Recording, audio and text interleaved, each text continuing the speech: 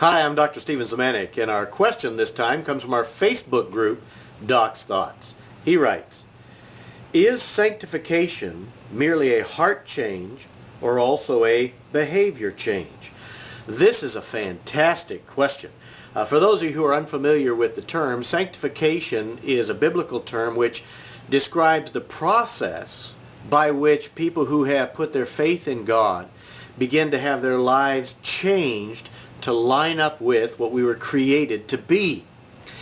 And in the Western world, this has really become a frontline debate.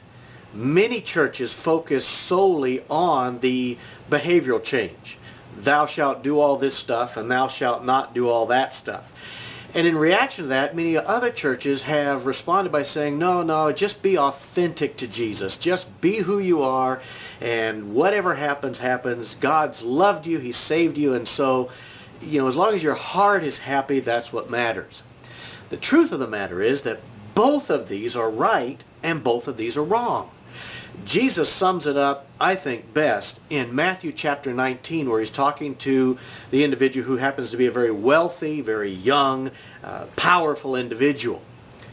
The guy knew that his life wasn't right. Jesus came to him and said, well, do what's right. And he said, I've done all the things that I'm supposed to do, but I still know in my heart I'm not right.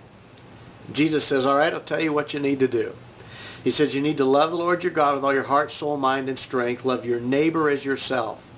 And then he deals with some adjustments. He says you need to sell everything you have and then follow me. And in that we see that sanctification, the process for each of us to become in reality the people that God created us to be, demands that we both have a heart change.